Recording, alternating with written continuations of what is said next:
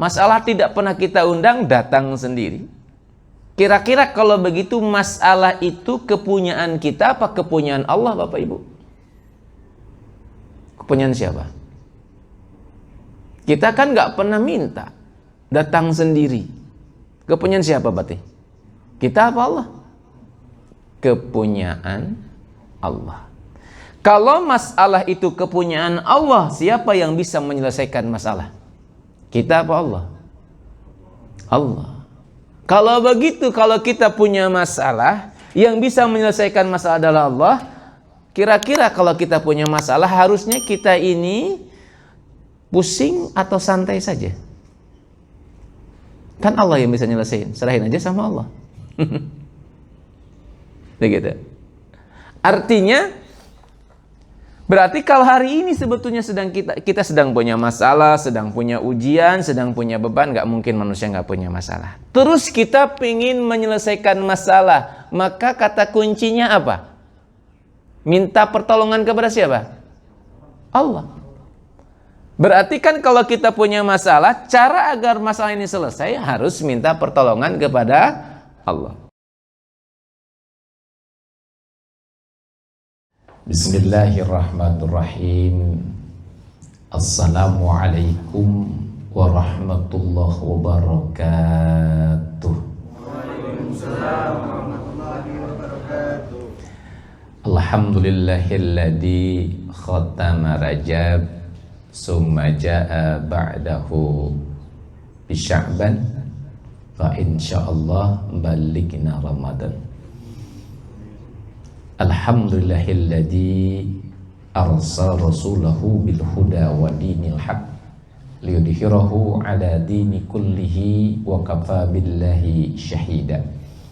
Asyhadu an la ilaha illallah wahdahu la syarikalah wa asyhadu anna Muhammadan abduhu wa rasuluh.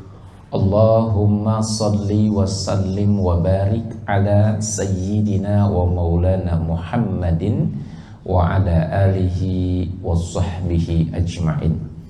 Qala Allah ta'ala fil Qur'anil Karim, a'udzu billahi minasy syaithanir rajim, bismillahirrahmanirrahim. Qalu subhanaka la ilma lana illa ma'allamtana innaka antal alimul hakim. Subuhun kudus rabbuna wa rabbul malaikatu waruh. Bersama-sama Bapak Ibu kita berzikir sebelum kita mulai.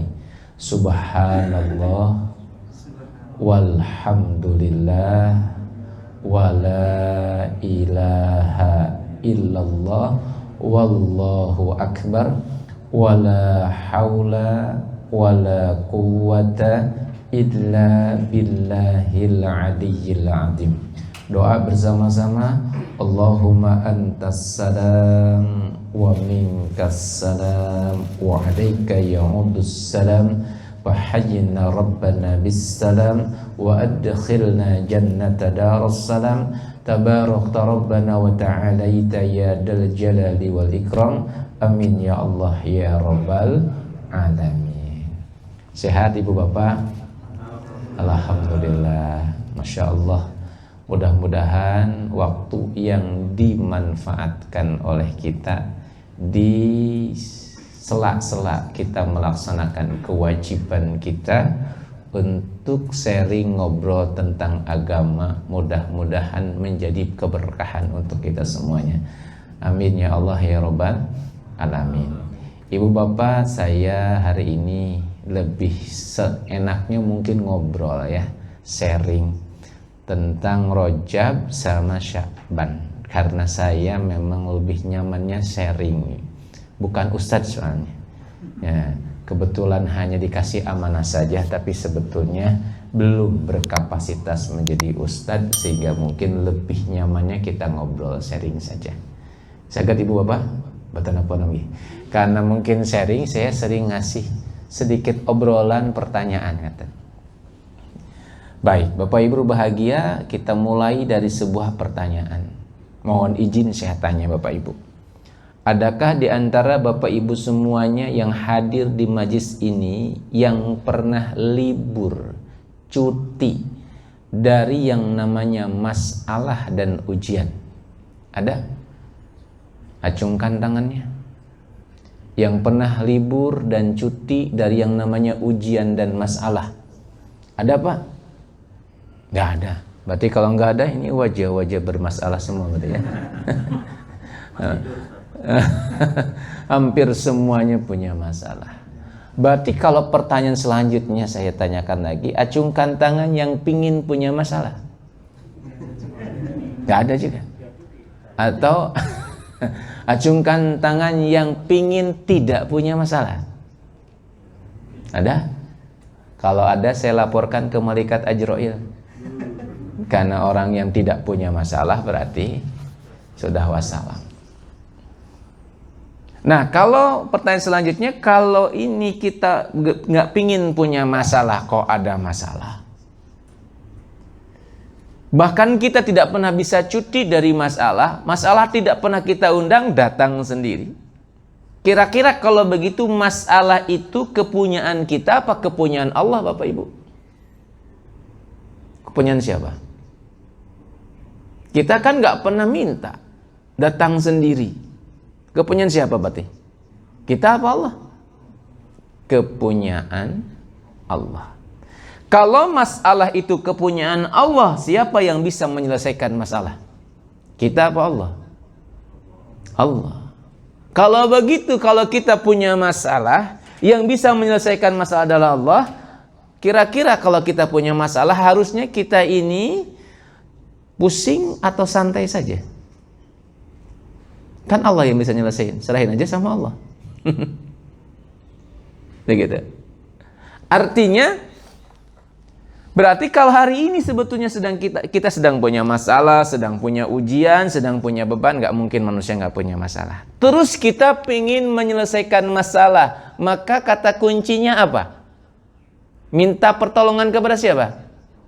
Allah. Berarti kan kalau kita punya masalah, cara agar masalah ini selesai harus minta pertolongan kepada Allah. Saya dari sini dulu ya, sebelum ke Rajab Sa'ban. Ya. Baik. Mohon izin. Berarti kalau begitu kita simulasikan. Izin Bapak Ibu saya tanya. Hutang 2.000 sama hutang 200 juta mana yang cepat lunas? Mana Pak? Mana Pak? 2.000 kurang tepat. Tergantung, nggak ada yang tergantung mas di sini. 2.000 sama 200 juta mana yang kira-kira cepat lunas? Terserah Allah ya, bagus, terserah Allah. Okay. Mana kira-kira hutang 2.000 sama 200 juta yang cepat lunas? Jawabannya adalah hutang yang ditolong Allah. 2.000 tidak ditolong Allah, nggak lunas-lunas sampai meninggal dunia, lupa bahwa kita punya hutang 2.000. 200 juta kalau ditolong Allah lunas tidak? Lunas. Artinya kalau di sini kita fokuskan mana yang paling utama, hutangnya apa pertolongan Allahnya? Pertolongan Allah. Yuk kita lanjut. Masalah besar sama masalah kecil, mana yang cepat selesai? Masalah yang ditolong Allah. Sakit berat sama sakit ringan, mana yang cepat selesai? Sembuh. Sakit yang ditolong Allah. Artinya semuanya adalah dalam pertolongan Allah. Betul Pak? Semuanya adalah pertolongan Allah. Maka fokus kita adalah bukan fokus pada masalahnya, bukan fokus pada sakitnya, bukan fokus pada beban yang beratnya, tapi fokuslah bagaimana caranya agar kita ditolong Allah.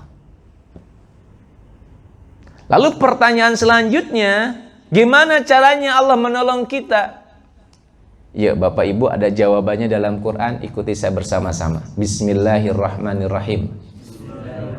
Wa kana haqqan alaina nasrul mu'minin. Dan kami berkewajiban menolong orang-orang yang beriman. Berarti yang ditolong oleh Allah siapa? Orang-orang yang beriman. Bahkan dikatakan haqqan, wajib. Artinya orang-orang beriman akan ditolong oleh Allah Subhanahu wa ta'ala. Kalau begitu fokus kita ini nyari pertolongan Allah atau bagaimana agar iman kita menjadi benar. Yang mana Pak? Pilih dua. Nyari pertolongan Allah atau memperbaiki iman kita. Memperbaiki iman kita. Dan subhanallah, ada 3 bulan yang khusus Allah desain untuk memperbaiki iman kita.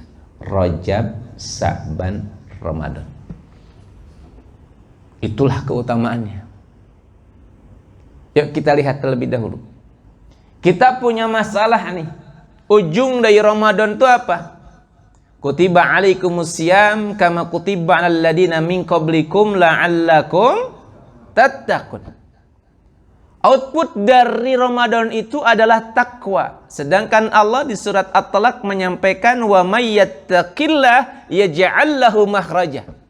Barang siapa bertakwa kepada Allah, maka Allah berikan jalan keluar. Wa yarzuqhu min haitsu la yahtasib, dan Allah berikan rezeki yang tidak disangka-sangka. Endingnya Ramadan, harusnya Syawal itu kita kalau ada masalah besar ditolong Allah. Kenapa? Output dari Ramadan itu apa? Takwa. Betul? Masya Allah. Dan diawalinya dari Rajab. Masya Allah, Rajab itu bulan iman Bapak Ibu.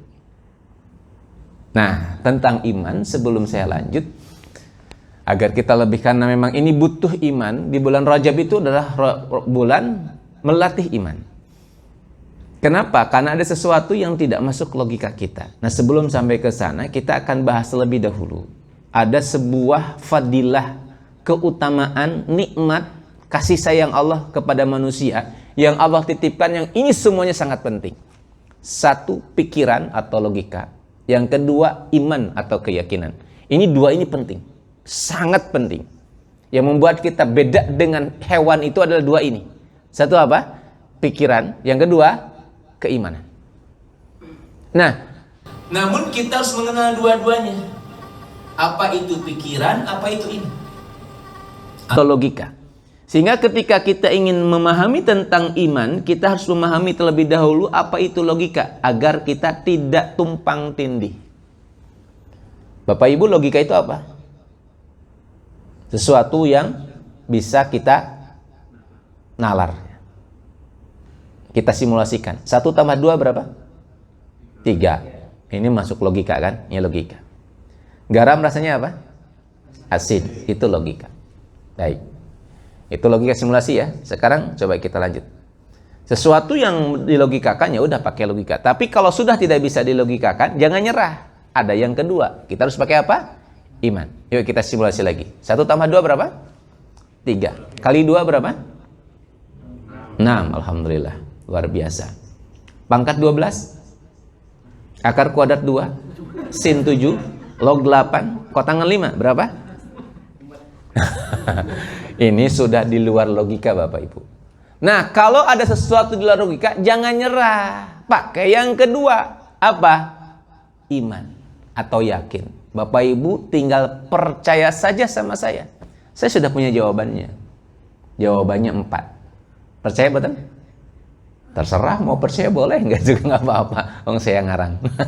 Apa maksudnya? Bahwa di dalam diri kita ini ada kejadian yang bisa masuk logika dan ada kejadian yang tidak bisa masuk logika. Betul tidak? Assalamualaikum. Betul tidak? Kira-kira hidup kita ini lebih seringnya sesuai logika apa tidak sesuai logika? Tidak sesuai. Terkadang ketika tidak sesuai kita nyerah. Nah, hasil dari logika itu sesuatu yang bisa diprediksi. Sedangkan hasil dari iman itu keajaiban. Itu bedanya. Hasilnya beda. Kalau logika sesuai prediksi, kalau iman keajaiban. Ini ada dalam kisah di kisahnya Nabi Musa alaihissalam. Di zaman Nabi Musa itu dikisahkan dalam Quran, Nabi Musa sama pengikutnya dikejar sama Fir'aun. Lari gitu Bapak Ibu, lari sampai mana, sampai akhirnya ketemu dengan lautan, berhenti di sana. Dan di belakang tentara Fir'aun ngejar. Itu seluruh pengikut Nabi Musa pada waktu gelisah. Dan diabadikan dalam Quran kegelisahannya itu dengan kata-kata begini. Ya Musa, inna lamudrakun. Wahai Musa, kita tersusul. Habis kita Musa, mati kita. Pakai apa nih? Logika ya? Jelas lah. Di belakangnya apa? Tentara Fir'aun. Di depannya apa? Lautan. Jelaslah apa? Mati gitu. Namun di antara kerumunan mereka ini ada satu yang tidak pakai logika. Dan rumusnya wa kana haqqan alaina nasrul mu'minin. Sesungguhnya Allah berkewajiban menolong orang-orang beriman. Itu rumusnya. Di sana ada satu hamba Allah yang mengatakan kalla inna ma'iyya rabbi sayahdin. Sama sekali wahai saudaraku tidak akan tersusul. Padahal di belakang udah lari-lari. Ini mentok, tapi ini satu orang hamba Allah mengatakan sama sekali tidak akan tersusul. Inna ma'iyya rabbi sayahdin. Sesungguhnya Rabbku bersamaku sayahdin, sebentar lagi akan memberikan petunjuk. Ini Nabi Musa pakai logika apa pakai iman? Iman. Yakin sama Allah. Dan Allah menolong orang beriman. Dalam firman-Nya, "Fa'auhayna ila Musa faqulna drib bi'asaqal bahr." Aku wahyukan kepada Nabi Musa apa? Pakulna dipukulkanlah tongkatmu bi'asaka dengan tongkatmu al-hajar. Pakulna bi'asakal bahr. Bahr bukan hajar ya. Bahr apa laut. Pukulkanlah dengan tongkatmu laut itu. Dang dipukul. Apa yang terjadi? Keajaiban di luar logika. Lautan belah. Kalau bagi nabi namanya mukjizat. Kalau bagi para wali namanya karomah. Kalau bagi para orang soleh namanya maunah. Kalau bagi orang umum namanya apa? Keajaiban. Ajaib Bapak Ibu, belah semuanya dan bisa tertolong, dan itu di luar logika. Maka pelajarannya adalah kalau sudah mentok jangan putus asa, masih ada iman. Gitu. Ibu bapak mohon izin, ada nggak tukang bubur yang naik haji? Ada? Di mana? Wah, sinetron adanya ya. Ya. Kenyataannya ada nggak? Ada. Berarti yang ajaib buburnya apa tukang buburnya? Allah ya. Imannya tukang bubur itu. Andai tongkat Musa saya pegang sekarang, Mbak, betul-betul ini bukan KW asli tongkat Nabi Musa. Saya pukulkan ke laut, kira-kira belah nggak lautan? Enggak. Kenapa? Beda keimanan. Semakin tinggi keimanannya, semakin ajaib. Itu saya pernah mengalami sebuah kondisi seperti itu, Pak. Jadi pernah dulu waktu mondok itu sering diajak kiai untuk ngobatin orang yang kesurupan, Pak. Ada kesurupan, beliau datang sama saya. Beliau bilang gini, "Mas, ambilin air." SOP-nya saya udah tahu banget. Ambilin air 1 gelas, lalu dibacakan Bismillahirrahmanirrahim, diminumkan, sembuh, Pak. Paham saya. Air 1 gelas, terus bacanya apa? Bismillahirrahmanirrahim, minumkan, sembuh. Suatu hari Pak Kiai nggak ada. Saya dipanggil sama masyarakat. "Mas, tolong, ada yang kesurupan, doakan, diobatin." Saya ngikutin Kiai kan. Bawa 1 gelas air putih, terus ucapan apa? Bismillahirrahmanirrahim, diminumkan. Masya Allah, Pak. Hasilnya apa? Tertawa sama saya. Apa yang beda? Bukan bismillahnya, bukan airnya, tapi keimanannya. Jadi iman itu ajaib. Nah, Bapak Ibu yang dirahmati Allah, perjalanan di bulan Rajab ini adalah perjalanan iman. Kenapa? Karena di bulan Rajab ini ada sebuah peristiwa yang peristiwa ini tidak bisa pakai logika, harus pakai iman. Peristiwa apa? Isra Mi'raj. Peristiwa yang tidak bisa pakai logika saat itu. A'udzubillahi minasyaitonirrajim. Subhanalladzi asra bi 'abdihi lailan minal masjidil haram ilal masjidil aqsa. Maha suci Allah yang telah memperjalankan hambanya. Ada waktunya lailan 1 malam, ada jaraknya minal masjidil haram ilal masjidil aqsa. Dari Masjidil Haram ke Masjidil Aqsa cuma 1 malam. Ini seperti cerita begini. ada semut masuk ke jaket saya. Saya diundang pengajian ke Jakarta, Pak. Nah, semut itu ikut saya. Saya berangkat, saya dikasih tiket, berangkat ke bandara pakai mobil, dari bandara ke Jakarta pakai pesawat. Saya ini TikTok gitu ya, pulang lagi. Jadi habis pengajian langsung pulang lagi. Pulang lagi, naik mobil sampai rumah, saya simpen jaket, semutnya keluar. Terus manggil teman-temannya, pidato dia. "Oi teman-temanku, sini, barusan saya baru ke Jakarta." Kata semut ya. "Kapan?" "Barusan. Paling tadi berangkat saya jam 7, ini sore saya udah di sini." Kata semut, "Gak mungkin." Betul nggak? "Kok mungkin? Masa kamu udah ke Jakarta kok cuma setengah hari?" "Gak mungkin lah." Gitu. Ini pakai logika semut kan? Tapi kata semut, "Memang saya kan nggak jalan, saya cuma masuk ke dalam kantongnya Mas Usep." Gitu. Mas Usep ke Jakarta balik lagi, gitu. Pakai pesawat. Nah, kalau pakai logikanya manusia, masuk tidak? Pakai logika manusia, si semut masuk. Wong dia akan dibawa pakai jaket. Pada waktu itu, logikanya ya belum masuk. Kenapa? Jarak tercepat pakai kuda dengan kecepatan kuda itu dari Masjidil Haram ke Masjidil Aqsa itu 1 bulan. Kalau pakai unta 3 bulan. Ini jalan ke sana 1 malam. Ya udah, kan nggak masuk akal. Sehingga Abu Lahab pada waktu itu mengumpulkan semua masyarakat untuk mengolok-olok Nabiullah Muhammad SAW, termasuk Abu Bakar dikumpulkan sama beliau. Namun di antara mereka ada satu yang pakai iman. Siapa? Abu Bakar. Sudah nggak ragu. Iya betul, itu adalah perjalanan. Tapi kalau pakai logika sekarang bisa. Kenapa? Yuk kita sekarang berjalan dari sini ke Jakarta pakai jalan kaki. Berapa lama, Pak? Kalau jalan sendiri, ingat, jalan sendiri itu lama dan capek. Jalan kaki ya. Nggak usah istirahat, Pak. Dari sini ke Jakarta nggak usah istirahat, jalan kaki. Mampu 7 hari, Pak? Mungkin mampu ya. Sampai sana wassalamualaikum Nabi ya. Tapi kalau kita justru diem, tidak bergerak, diperjalankan sama pesawat, itu cuma 45 menit. Gitu. Artinya dalam hal ini sebetulnya ada konsep percepatan. Bapak Ibu, dalam keutamaan bulan Rajab itu ada yang sangat luar biasa yang menurut saya begitu sangat penting. Mudah-mudahan waktunya cukup. Kenapa? Karena ayat ini ayat yang sangat penuh dengan kode ilahiyah, petunjuk buat kehidupan kita.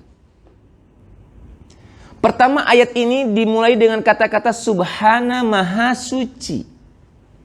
Kata-kata suci itu, apa itu suci Bapak Ibu? Suci itu kalau kita pakai warna, suci itu tanpa warna. Yang gak ada warna itu suci. Udara ini tanpa warna, ini suci. Maka udara menjadi poin kita untuk bisa hidup dengan udara ini. Di ruang kosong ini ada kehidupan kita. Yang kedua, yang tanpa warna itu air. Ya enggak? Air itu kan mensucikan ya. Jadi kalau ada kotoran, baju kotor, ketemu air yang suci yang banyak, itu yang kotor mensucikan. Ada najis, ketemu dengan air banyak, itu mensucikan. Najisnya larut jadi suci. Nah, kalimat Subhana Maha Suci ini, kalimat ayat-ayat selanjutnya ini ayat-ayat yang sangat luar biasa. Yang menurut pemahaman guru saya, ayat ini berbicara tentang sesuatu yang membuat kita suci. Karena Maha Suci bertemu dengan hamba yang kotor, maka kalimat ini kalau dijalankan oleh hambanya, menjadi suci hambanya. Apa kalimat selanjutnya itu? Asro, diperjalankan. Walaupun kalau dalam kaidah bahasa ini perjalanan malam. Tapi kalau dalam tadabbur ini namanya asro itu diperjalankan. Sesuai dengan terjemahannya. Diperjalankan. Pertanyaan saya Ibu Bapak, mohon dijawab dengan jujur. Hidup kita ini berjalan sendiri apa diperjalankan Allah?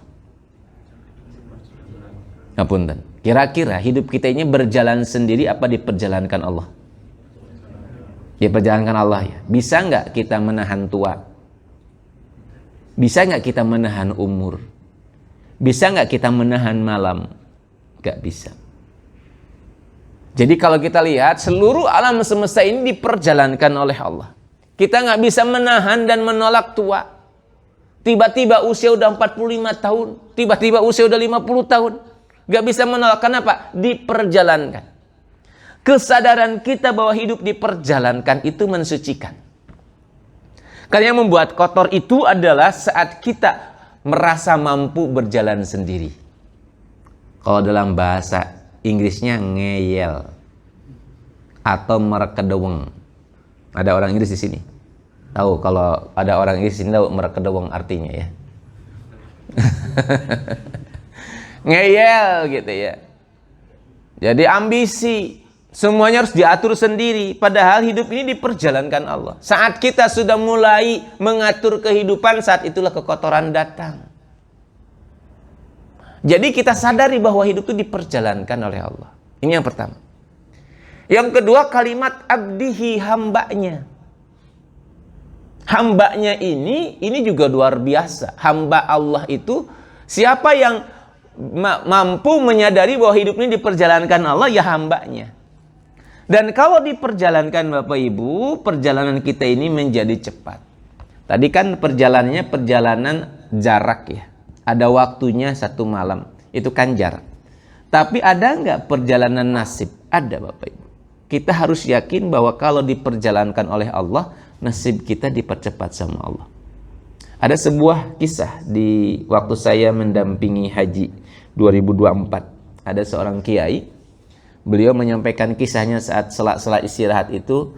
Beliau itu dulu di pondok termasuknya santri yang kurang begitu beruntung. Kenapa? Karena kurang paham tentang pelajaran. Sehingga Pak Kiai ini memberikan kebijakan dia nggak ngaji tapi masuk ke dalam. Ke dalam itu berarti masuk ke rumahnya Kiai. Ngapain? Membantu Kiai. Berkhidmat pada Kiai. Kegiatan tiap harinya nyuci gitu ya, tiap harinya tuh. Nyuci, beres-beres itu tiap harinya begitu. Suatu hari ya begitu tiap hari begitu. Teman-temannya sudah balaghah, mantek, selesai, dia mah nggak tahu apa-apa. Jadi usia 20 tahun selesai, keluar, yang satu bisa baca kitab, hadisnya banyak, hafalnya banyak. Beliau ini nggak bisa apa-apa. Orang memang di dalam. Ini kan usianya 20 tahun nih, sama-sama 20 tahun berjalan. Namun Pak Kiai ini mengakui, oh iya, dia nggak sedih, dia nggak iri, nggak. Saya ngakui memang saya nggak bisa. Dia sadar tentang dirinya. 30 tahun kemudian ketika saya bertemu dengan beliau ketika 2024 itu, ternyata beliau punya pondok dengan santrinya 2000. Namanya pondoknya Al-Inayah. Di Medan, Al-Inayah. Nah, sedangkan yang temannya beliau itu belum punya pondok. Artinya apa? Ada nggak perjalanan nasib itu? Ada. Diperjalankan oleh Allah. Sama di sini nih. Sama-sama sekarang duduk di sini, 10 tahun kemudian kita nggak tahu. Bisa jadi ada yang sudah jadi kepala kantor. Bisa jadi sudah ada pembisnis. Kan nggak tahu. Kalau kita menyerahkan kehidupan kita diperjalankan oleh Allah, maka dipastikan perjalanan kita cepat. Syaratnya satu, hamba Allah. Masih ada waktu? Masih. Ya. Syaratnya apa? Hamba Allah. Nah, jadi hamba Allah itu ada syaratnya nggak Bapak Ibu? Kira-kira? Pak, jadi hamba Allah ada syaratnya nggak? Masuk ke KPP Madya ada syaratnya nggak? Masuk KPP Madya ada syaratnya. Apalagi jadi hamba Allah, pasti ada syaratnya. Apa syaratnya? Allah sampaikan dalam surat Al-Fajr, ya ayatuhan nafsul mutmainnah irji'i ila rabbiki radiyatan mardiyah fadkhuli fi ibadi wadkhuli jannati. Jadi syarat untuk jadi orang-orang yang menjadi hambanya Allah tuh kita makom nafsunya harus sampai mutmainnah. Setelah mutmainnah baru dikatakan fadkhuli fi ibadi, masuklah menjadi hamba Allah. Nah, Masya Allah, ada sebuah rumusan yang sederhana dari salah seorang guru saja itu menyampaikan untuk menjadi mutmainah cukup 2 saja yang diperjuangkan. Makom nafsu 2 ini, tangga ini diperjuangkan wajib. Kalau pengen mutmainah, 1, Anda harus bisa sakinah. Yang kedua, Anda harus bisa tumakninah. 2 ini nama definisi sama, tenang. Sakinah tenang, tumakninah juga tenang. Nah, sakinah itu ketenangannya beda. Sakinah itu ketenangannya setelah keributan. Sakinatas syajaratu idza dhahabatir ruh.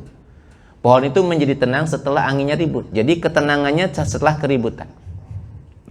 Nah, sakinah ini Bapak Ibu bahagia, didapatnya dari mana? Sakinah itu didapatnya 80% dari keluarga. Maka kan diantaranya wa min ayatihi an khalaqalakum min anfusikum ajwaja litaskunu ilaiha. Jadi sakinah itu 80%-nya di keluarga. Maka kita diminta untuk berjuang untuk menjadi sakinah. Sakinah itu apa? Keadaan hati damai menerima pasangan apa adanya. Karena mohon maaf, ternyata pasangan itu adalah ujian terbesar untuk sakinah. Saya mau tanya Bapak Ibu, kira-kira yang sering nyebelin itu siapa? Pak, siapa Pak?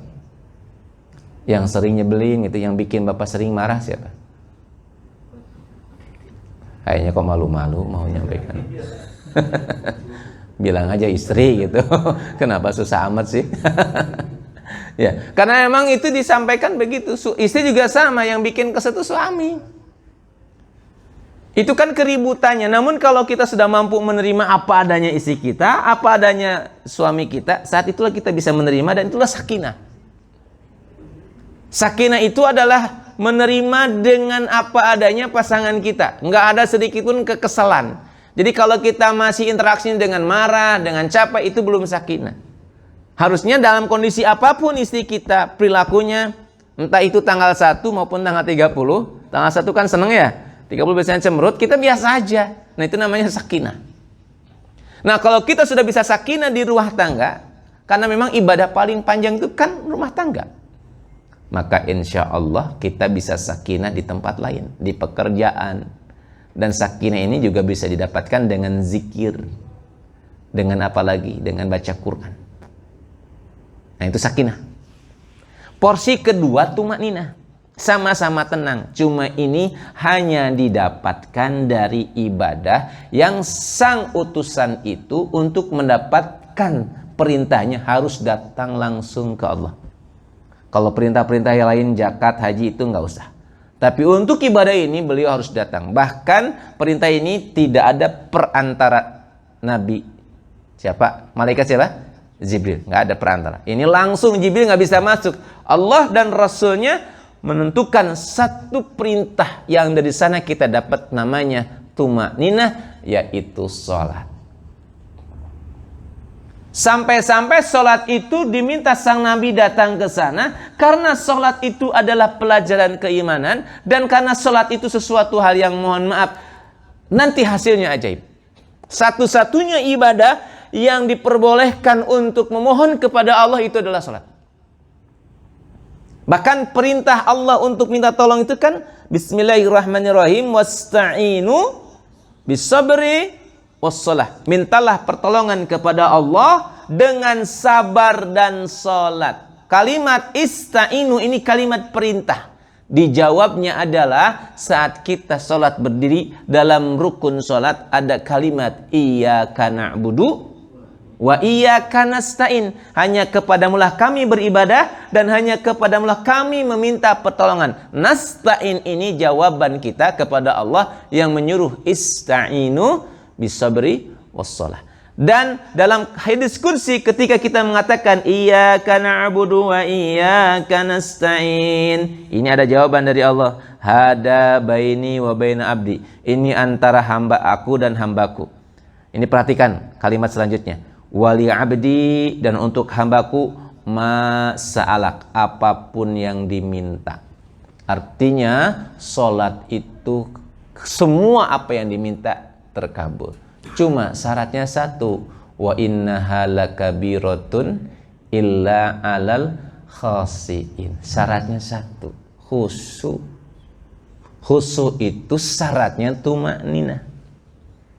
Nah, kalau kita sudah mendapatkan sakinah, mendapatkan tumakninah, insya Allah mutmainnah. Kalau sudah mutmainnah bagaimana? Ajaib hidupnya. Kira-kira begitu. Ini diperjuangkannya di mana? Bulan Rajab. Karena perintah sholat di bulan apa? Rajab. Maka dikatakan, kata Rasulullah, Syahrul Rajab syahrullah, wa Sya'ban syahrihi, wa Ramadan syahrul ummati. Rajab itu adalah bulan Allah, wa Sya'ban adalah bulanku, kata Rasulullah, dan Ramadan adalah bulan umatku. Masya Allah. Nah, panjang Rajab segini aja dulu. Bisa dipahami tentang Rajab? Berarti keutamaan utama apa?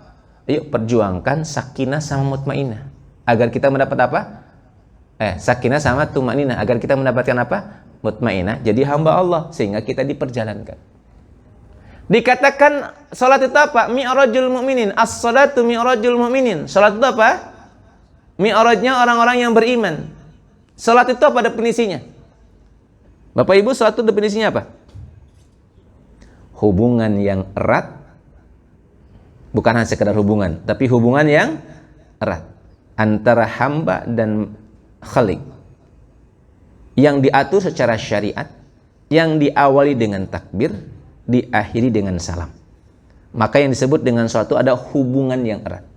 Maka kalaupun kita bertakbir dan diakhiri dengan salam, tidak ada hubungan erat, maka belum sholat. Maka ada kata-kata fawailul lil musallin. Sehingga memang agak berat kita melaksanakan sholat khusyuk. Maka yang paling utama sholat itu berjamaah. Karena walaupun kita nggak khusyuk, ada satu yang khusyuk ikut khusyuk. Itu berjamaah. Sehingga kalau kita, aduh kayaknya nggak bisa saya sholat sendirian, belum bisa khusyuk, berjamaah. Sholat tepat waktu di masjid berjamaah, insya Allah ketolong kita. Ngaten nggih? Nah, ini tentang Rajab. Agak panjang Rajab, nggak apa-apa ya. Baik. Nah, karena ini jadi modal.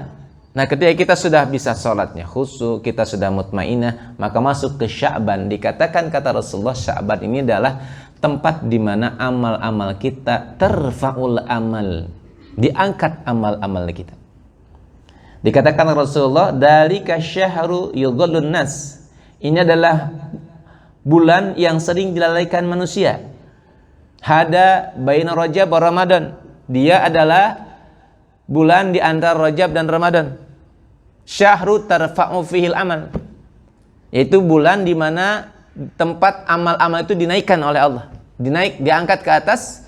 Ana uhibbu syahrul tarful amal, dan aku sangat mencintai ketika amal-amal itu diangkat fihi syam. Aku sedang puasa. Maka di antara fadilahnya bulan Sya'ban itu perbanyak puasa. Bahkan Rasulullah paling banyak melaksanakan puasa di bulan Sya'ban. Terkadang beliau puasa 1 bulan penuh, terkadang juga 1 hari. Tapi paling banyaknya Rasulullah sering melaksanakan puasa di bulan Sya'ban. Maka ini sudah bulan Sya'ban, sebentar lagi nisfu Sya'ban. Saat nisfu Sya'ban banyak orang yang lalai, jangan sampai lalai. Perbanyak untuk qiyamul lail. Kalau bisa pas nisfu Sya'ban kita puasa. Karena ada dalilnya. Dan kebanyakan Rasulullah melaksanakan saum itu ya di bulan Sya'ban. Sehingga enggak yang mau pada puasa boleh di bulan Sya'ban. Apalagi yang masih punya hutang. Jangan mepet-mepet sekarang gitu ya. Harus sekarang di awal-awal Sya'ban laksanakan puasa. Karena ini adalah fadilahnya. Jangan sampai kita lalai. Nah, yang terakhir adalah Ramadan.